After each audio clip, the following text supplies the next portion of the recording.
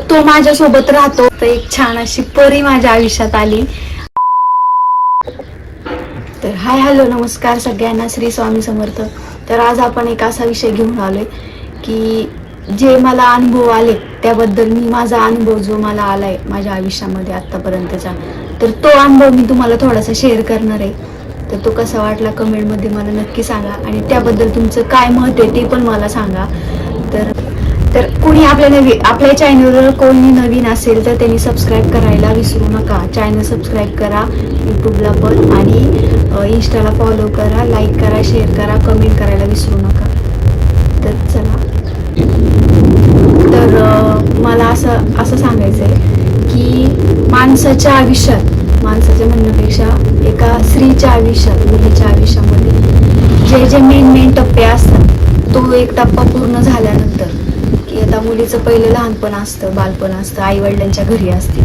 आईवडिलांच्या घरी तिचे लाड सगळं पूर्ण होतं. काही मुलांना तर ते पण नाही भेटत की ज्या गोष्टी पाहिजे असतात त्या आईवडिलांकडून भेटत नाही. पण माझ्या नशिबाने मला ते भेटलं होतं. पण नंतर 10वी झाल्यानंतरचा जो काळ, की 10वी शिक्षण झाल्यानंतर जे पुढं आपल्याला करिअर करायचं असतं, कुठं काय कोणाची परिस्थिती असते, कुणी करतं कुणी नाही करत. पण माझ्या बाबतीत काय घडलं, 10वी झाल्यानंतर माझ्या आईवडिलांनी माझं लावलं लग्न पण अशा परिस्थितीत लावलं की मुलीची एक इच्छा असती की आपलं लग्न, स्वतःचं लग्न म्हणजे सगळ्यात मोठा एक आयुष्याचा टर्निंग पॉइंट असतो. की हा जर टर्निंग पॉइंट चांगला जर आला किंवा झाला, पुढं जर सक्सेस झालं, तर पुढचं जे काही तिचं शेवटपर्यंतचं आयुष्य असतं ते आयुष्य म्हणजे खूप सुखकारक, खूप छान असतं. पण तो जर टर्निंग पॉइंट जर आपला चुकला, तर एका बाईच्या आयुष्यामध्ये तो पॉइंट जर चुकला तर ते आयुष्य तिला म्हातारी किंवा तिचं जोपर्यंत जीवन आहे तोपर्यंत संपेपर्यंत जो स्ट्रगल करावा लागतो तो फक्त आहे ना त्या स्त्रीलाच एकटीला माहिती असतो. तर त्याबद्दलच मी तुम्हाला थोडी माहिती सांगते माझी, की माझ्या आयुष्यात काय काय झालं, काय नाही, कसं मला काय अनुभव आले त्याच्यातून. तर माझ्या आईवडिलांनी 10वी झाल्यानंतर 1 वर्षानंतर लग्न लावलं. तर माझ्या आईवडिलांची अशी काही जास्त चांगली परिस्थिती नव्हती, जेमतेमच होती परिस्थिती की एवढं मोठं लग्न करायचं किंवा काय. तर मला एक स्थळ आलं सांगून की मुलगा आहे चांगला की लग्न कर म्हणून. तर मग ठीक आहे मी म्हटलं. पण माझी अशी इच्छा होती पहिल्यापासून की जसं मला कळायला लागलं तशी माझी इच्छा होती की जो मुलगा माझ्या आई वडिलांना पैसे देऊन किंवा त्याच पैशाचा नारळ घेऊन मी त्याच मुलाला देणार, जो मुलगा असा असेल त्याच मुलाबरोबर मी लग्न करणार, अशी माझी पहिल्यापासून इच्छा होती.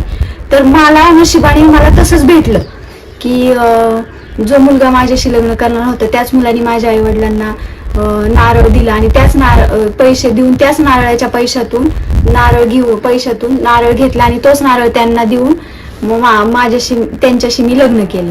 आणि लग्न केलं, त्या लग्नामध्ये ना आले बघायला, फक्त बघायला म्हणून आले होते आणि लगेच संध्याकाळी दुपारी बघायला आले 3-4 वाजता आणि संध्याकाळी 5-6 वाजता लगेच जे काही त्यांच्या बरोबर मंडळी आली होती त्यांनी लगेच लग्न ठरवलं की बाबा आम्हाला मुलगी पसंत आहे, आम्ही लग्न करणार लगेच म्हणून. आणि मग लगेच एक महादेवाच्या मंदिरात जाऊन माझं लग्न केलं त्यांनी. मग लग्न केलं, लग्न झालं. लग्न झाल्यानंतरचा जो प्रवास होता माझा 2 वर्ष, मला इतका छान प्रवास होता माझा की मी तो म्हणजे मला असं वाटलंही नव्हतं की माझं एवढं चांगलं होईल किंवा मला असा नवरा भेटेल किंवा काय, असं मला असं वाटत नव्हतं. पण माझा तो 2 वर्षाचा प्रवास माझा खूप छान होता की असं मला स्वप्नात पण विचार केला नव्हता, असा प्रवास होता. पण 2 वर्षानंतर काय झालं, 2 वर्षानंतर असं झालं की 2 वर्षानंतर मला दिवस गेल्यानंतर मला इतका आनंद झाला की माझ्या आनंद असा माझ्या गगनात मावत नव्हता की मला बाळ होणार आहे. मला खूप आनंद झाला होता. पण जो पुढचा व्यक्ती होता माझ्या बरोबर त्याला मात्र आनंद नव्हता झाला.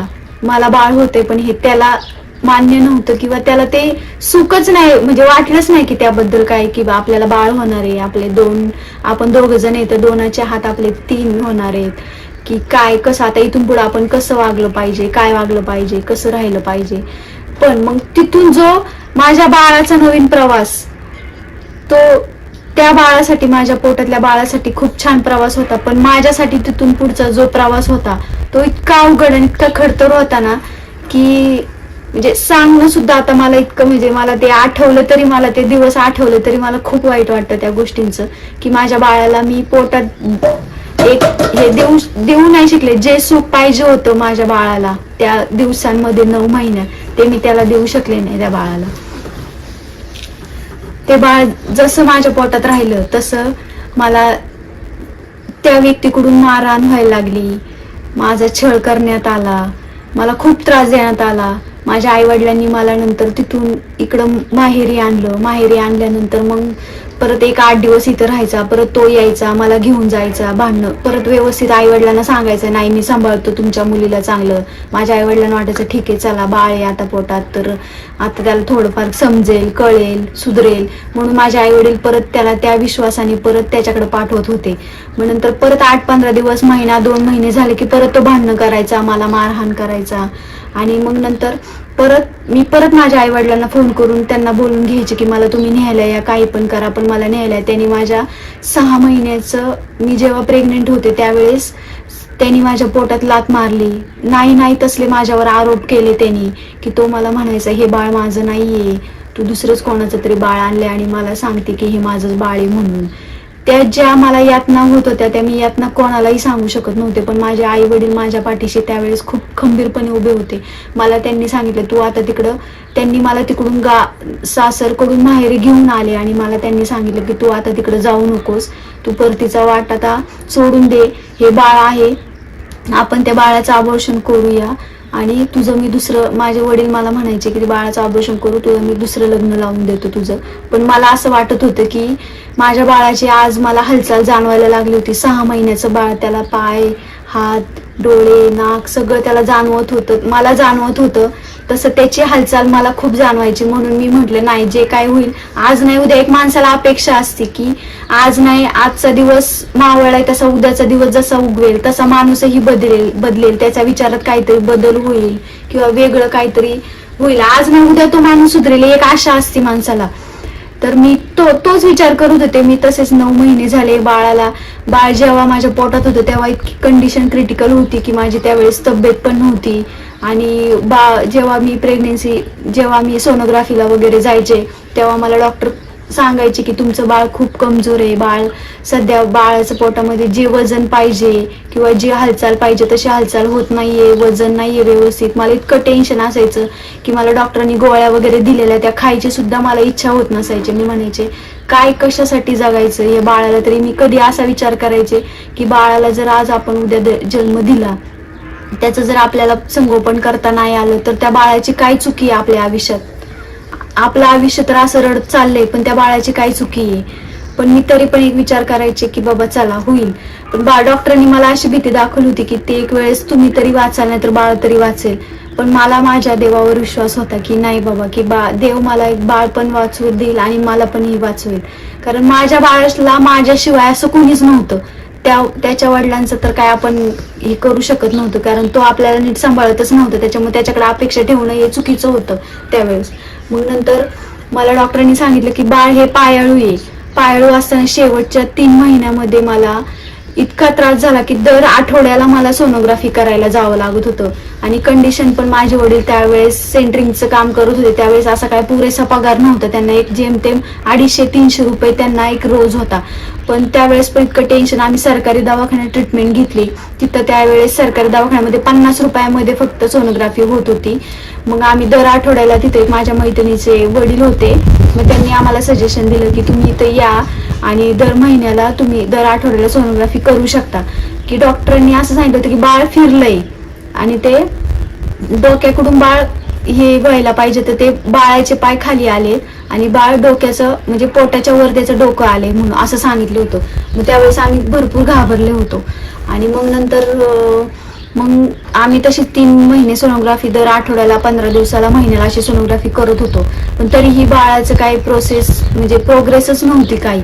पण नंतर मग डॉक्टर म्हणले ठीक आहे, पण शेवटच्या ह्याला आपल्याला सिझर करावं लागेल. मग नंतर ती एक भीती, आता हा सिझर करायचं म्हटलं तो खर्च कोण उचलणार. माझ्या आई वडिलांची तर एवढी काही खास परिस्थिती नव्हती त्यावेळेस, तर मग आता काय करायचं. पण एक दिवस अचानक रात्रीचं 9 महिने पूर्ण झाल्यानंतर मला पोटात दुखायला लागलं. मग अचानक मला दवाखान्यात नेलं आणि दवाखान्यात नेल्यानंतर डॉक्टरांना मग आम्ही सांगितलंच नाही. की माझी मैत्रीण होती एक, तिचं सिस्टरचा कोर्स झालेला होता, तर ती मला म्हटली तुम्ही काय डॉक्टरांना सांगू नका की बाळ पायाळू आहे म्हणून किंवा काय, ते तिथं गेल्यानंतर बघू म्हणले आपण. जर काय वाटलं जास्त, जर समजा तू लवकर डिलिव्हरी नाही झाली तर आपण त्यांना नंतर सांगूया. पण मग आम्ही तिथं गेल्यानंतर मला ज्या प्रेग्नेन्सीच्या ज्या पेन चालू होतात ते चालू झाल्या. मग झाल्यानंतर मग डॉक्टरांना आम्ही सांगितलं की बाळ पायाळू म्हणून. तर नंतर ते डॉक्टर आम्हालाच ओरडायला लागले, तुम्हाला सांगता नाही आलं का, असं तसं. पण माझी मैत्रीण सिस्टर होती, ती म्हटली मॅडम 5-10 मिनिटं थांबा की नंतर होईल म्हणले नॉर्मल डिलिव्हरी, काय एवढं हे नाहीये. पण नंतर मला झालं, म्हणजे माझी नॉर्मल डिलिव्हरी झाली आणि मग मला मस्त एक छान अशी परी माझ्या आयुष्यात आली आणि मला मुलगी झाली. पहिली मुलगी झाली. मला इतका आनंद झाला. पण मला अशी भीती होती की नाही का, मला सगळे म्हणायचे बाळ कुपोषित होईल, असं होईल तसं होईल, कारण बाळाचं त्या टायमाला काय असं पाहिजे तसं वजन नव्हतं. 2 किलो 200 ग्रॅमच भरली आणि तिचं 2 किलो 200 ग्रॅम वजन भरल्यावर डॉक्टर म्हटले खूपच ती वीक आहे, तिला खूप सांभाळून घ्यावं लागल किंवा खूप तिला असं जास्त नाही का, म्हणजे आपण बाळ नवीन झाल्यावर तिला जास्त हे लोकांच्या संपर्कात नाही ठेवायचं म्हटले जास्त, कारण ती खूप नाजूक आहे. मग नंतर तिला बाळ झाल्यानंतर मी तिला पूर्ण ओपन करून बघितलं की बाळ कुठं काय नाही का प्रॉब्लेम आहे का, काय नाही, तिचे हातपाय व्यवस्थित आहेत का, डोळे वगैरे कसं काय. आणि मग नंतर बघितल्यानंतर पण ती खूप व्यवस्थित हेल्दी, म्हणजे माझ्या ह्याच्यामध्ये तर खूप हेल्दी होती ती माझ्या दृष्टिकोनातून, की माझं बाळ माझ्यासारखं आणि माझ्यासारखीच आहे ती, सेम दिसायला खूप छान दिसते. आता ती तशी खूप मोठी झाली आता, पण खूप छान. म्हणजे तो प्रवास माझा एक असा होता. आणि मग नंतर तर बाळ झाल्यानंतर जो आनंद होता तो मला असं वाटत होतं की त्या बाळाच्या बाबांबरोबर तो क्षण शेअर करावा. त्यासाठी मी त्याला कॉल केला की आपल्याला पहिली मुलगी झाली म्हणून. पण त्यांनी मुलगी झाली असा त्याला एक तीळ मात्रही आनंद झाला नाही. की एका बापाला आपल्याला बाळ झाले, नुसतं बाळ झालं तरी माणसाला किती आनंद होतो, पण त्या दुर्दैवी माणसाला अजिबात कोणत्याही गोष्टीचा एक क्षण तिळभरही आनंद झाला नाही. तो उलट मलाच प्रश्न विचारायला लागला, माझ्या बरोबरच भांडायला लागला. हा कोणत्या प्रकारचा न्याय होता माझ्यावर, आणि माझ्या बाळावरही अन्याय होता त्यावेळेस, की त्या बाळाला त्या बापाचं थोडंसंही सुख भेटलं नाही त्यावेळेस तरी त्याला, की बाबा आपल्याला बाळ झाल्यानंतर आजकालच्या दुनियेमध्ये होणं, बाळासाठी किती लोक प्रयत्न करतात, काय करतात, जे नाही ते गोष्टी करून मोकळे होतात, लाख 2-2 लाख 10 लाख 20 लाख खर्च करतात, तरीही काही लोकांना बाळ होत नाही. पण आपल्याला देवानी एक काय म्हणतात, एक फळ दिलं होतं आपल्याला, त्या फळाचा आपण कसा उपयोग करून घ्यायला पाहिजे होता किंवा आपल्याला त्या बाबतीत कसा आनंद व्हायला पाहिजे होता तेही त्याला समजलं नाही. तर पुढचा पार्ट बघण्यासाठी तुम्ही मला कमेंट करून सांगा की मी तो पुढचा पार्ट टाकू का नको, त्याच्यानंतर पुढं काय झालं काय नाही ते तुम्हाला मी सांगेल. पण तुम्ही जर कमेंट करून मला सांगितलं की हा पुढचा पार्ट आम्हाला सांग, तरच मी तो पार्ट शूट करून तुम्हाला मी सांगेल. आणि तिथून पुढे जे स्ट्रगल माझं चालू झालंय माझ्या आयुष्यामध्ये, तर ते स्ट्रगल तुम्हाला जर ऐकायचं असेल तर तुम्ही मला ते कमेंट मधून सांगा. तुम्ही जर जेवढ्या कमेंट कराल तरच मी त्या कमेंटला सांगणार आहे, पुढचा पार्ट आणणार आहे. पण नक्की तुम्ही मला कमेंट करा. आणि माझा हा व्हिडिओ आणि तो माझ्यासोबत राहतो का नाही राहतो ते पण तुम्हाला, जर की कुठे नेमका काय करतो तो, मी आणि माझ्या 2 मुली आहेत, मला तिथून पुढचाही प्रवास सांगते तुम्हाला जर ते ऐकायचं असेल तर प्लीज मला कमेंट करा. आणि माझ्या चॅनलला नवीन कोणी असेल तर सबस्क्राईब करायला विसरू नका. आणि पार्ट 2 मध्ये तुम्ही जर कमेंट केल्यात तर मी तो पार्ट 2 आणणार आहे, नाही केलं तर मी पुढचं काही सांगणार नाही. आणि मी माझं जीवन आता कसं जगते तो नाहीये माझ्या आयुष्यामध्ये आज, किंवा कुठे काय करतोय तो, मी तेही पूर्ण सगळं सांगणार आहे. त्यासाठी मला कमेंट करा, लाईक शेअर कमेंट सबस्क्राईब करायला विसरू नका.